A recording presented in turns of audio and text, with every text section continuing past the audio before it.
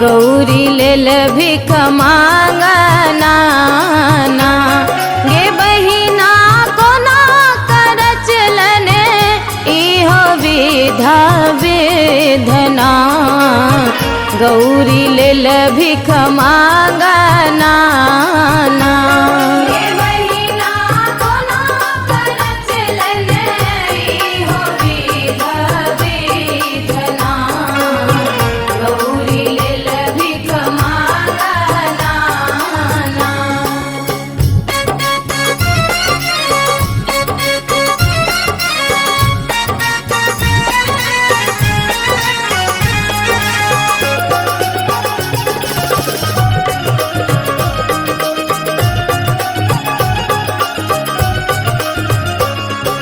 नहीं छन बर के घर घरारी कोना का रहती गौरी दुलारी।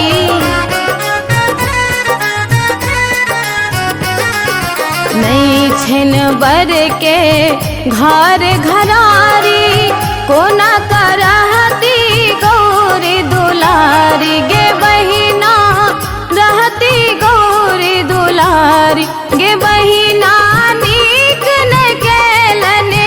इहो नारद बाभना। गौरी लेल भिख मांगना ना।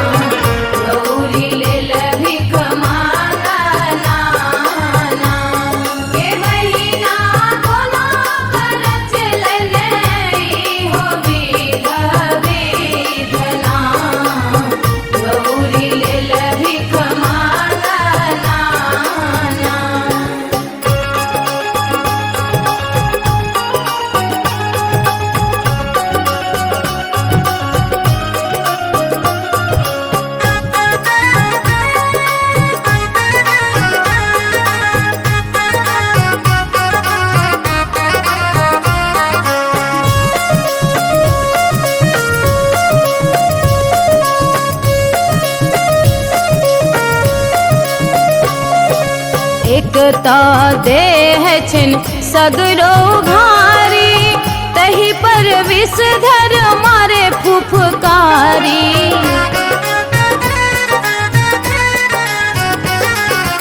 एक ता देह छिन सगरो भारी ताही पर विषधर मारे फुफकारी। गे बहिना विषधर मारे फुफकारी। गे बहिना सापक छई गाना।